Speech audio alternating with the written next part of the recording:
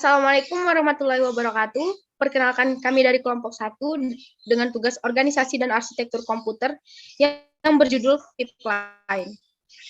Di sini kami terdiri dari 4 orang, yakni yang pertama ada Desi Fitria dengan NPMG 1A0200002. Kemudian ada Muhammad Nazli Firman Alfaris dengan NPMG 1A0200014. Lalu kemudian ada Agnes Veranika dengan NPMG 1A0200024. Dan yang terakhir ada saya sendiri, yakni Akmaltus Trikinanti dengan NPMG 1A020056. Pipeline analogi. Pipelining tidak membantu latensi pekerjaan tunggal, hanya membantu peningkatan throughput untuk beban kerja secara keseluruhan. Pipeline rate dibatasi oleh tingkat pipeline terendah. Multiple task bekerja secara simultan. Potential speed up sama dengan number pipe stage. Unbalanced length of pipe stage reduce and speed up. Kemudian ada time to fill pipeline and time to drain it reduce speed up. Untuk gambar dari analogi pipeline itu sendiri bisa kalian saksikan pada PowerPoint yang telah kami sajikan. Baiklah, saya akan melanjutkan penjelasan dari Akmaltus Trikinanti mengenai pengertian pipelining. Pipeline merupakan suatu cara yang digunakan untuk melakukan sejumlah kerja secara bersama, tetapi dalam tahap yang berbeda yang dialirkan secara kontinu pada unit pemrosesor. Dengan cara ini, maka unit pemrosesan selalu bekerja. Teknik pipeline ini dapat diterapkan pada berbagai tingkatan dalam sistem komputer, bisa pada level yang tinggi, misalnya program aplikasi, sampai pada tingkat yang rendah, seperti pada instruksi yang dijalankan oleh mikroprosesor. 2. Pipelining instruksi dalam suatu komputer non-pipeline. CPU bekerja melalui suatu siklus yang berkesinambungan dari fetch, decoder, eksekusi. Untuk semua instruksinya. Proses fetch suatu instruksi tidak akan dimulai sampai eksekusi instruksi sebelumnya selesai. Untuk mempipeline fungsi ini, instruksi-instruksi yang berdampingan di fetch dari memori ketika instruksi yang sebelumnya didekode dengan dijalankan. Proses pipeline instruksi disebut juga instruction lihat ke muka, look ahead. Memfetch instruksi secara berurutan. Dengan demikian, jika suatu instruksi menyebabkan percabangan keluar dari urutan itu, maka pipe akan dikosongkan dari seluruh instruksi yang telah di-fetch sebelumnya, dan instruksi percabangan atau bridge to instruction tersebut di-fetch. B. Tujuan pipeline. Yang pertama, tujuan yang ingin dicapai dalam pipeline adalah untuk meningkatkan throughput. Yang kedua, waktu yang digunakan untuk ekstensi setiap tugas sama dengan waktu yang digunakan untuk satu eksekusi non-pipeline. Yang ketiga, tetapi karena eksekusi tugas yang berurutan dilakukan secara bersamaan, maka jumlah tugas yang dapat dieksekusi dalam suatu waktu yang disediakan lebih tinggi.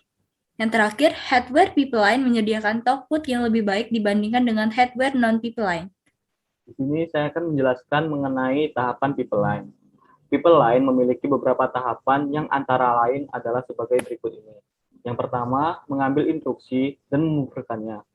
Kedua, ketika tahapan kedua bebas, tahapan pertama mengirimkan instruksi yang dibuburkan tersebut. Yang terakhir, yaitu yang ketiga, pada saat tahapan kedua sedang mengeksekusi instruksi, tahapan pertama memanfaatkan siklus memori yang tidak dipakai untuk mengambil dan membuburkannya instruksi berikutnya. Klasifikasi pipeline. Pipeline diklasifikasikan berdasarkan fungsi, yaitu pipeline aritmatika. Pipeline aritmatika yaitu proses segmentasi fungsi dari ALU dari sistem yang muncul dalam kategori ini, yang dibagi menjadi dua, yaitu pipelining instruksi dan pipelining prosesor. Adapun klasifikasi yang berdasarkan konfigurasi, yaitu ada unifungsi dan multifungsi, statik atau dinamik, dan skalar atau vektor. Selanjutnya saya akan menjelaskan gambaran instruksi kerja pada pipeline. Untuk setiap tahapan pengerjaan instruksi, komponen yang bekerja berbeda, maka dikemungkinkan untuk mengisi kekosongan kerja di komponen tersebut. Sebagai contoh, instruksi 1 ADAX, AX instruksi 2, ADX CX. Selain CU, menjemput instruksi 1 dari memori atau if, CU akan menerjemahkan instruksi tersebut atau ID. Pada menerjemahkan instruksi 1 tersebut, komponen if tidak bekerja. Adanya teknologi pipeline menyebabkan if akan menjemput instruksi 2 pada saat ID menerjemahkan instruksi 1. Demikian seterusnya pada saat CU menjalankan instruksi 1 atau EX. Instruksi 2 akan diterjemahkan ID. Slide selanjutnya. Selanjutnya adalah contoh pengerjaan instruksi. Yang pertama, contoh pengerjaan instruksi tanpa pipeline. Yang kedua, contoh pengerjaan instruksi dengan pipeline. Dengan adanya pipeline, 2 instruksi selesai dilaksanakan pada detik ke-6. Sedangkan pada kasus tanpa pipeline baru selesai pada detik ke-10. Dengan demikian, telah terjadi percepatan sebanyak 1,67 kali dari 10T menjadi 6T. Sedangkan untuk pengerjaan 3 buah instruksi terjadi percepatan sebanyak 2,14 kali dari 15 sekon menjadi 7 sekon. Untuk kasus pipeline sendiri, 2 instruksi dapat dikerjakan dalam 6 sekon.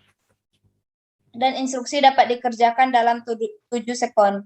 Dan untuk 4 instruksi dapat dikerjakan dalam 8 sekon. Ini berarti untuk 100 instruksi akan dapat dikerjakan dalam 104 sekon pada kondisi ideal CPU akan harga 1. Baik, itulah dia penjelasan mengenai materi pipeline yang telah kami sampaikan. Mohon maaf apabila ada kata-kata yang salah. Pada Allah kami mohon ampun. Wabillahi taufiq wal hidayah. Wassalamualaikum warahmatullahi wabarakatuh.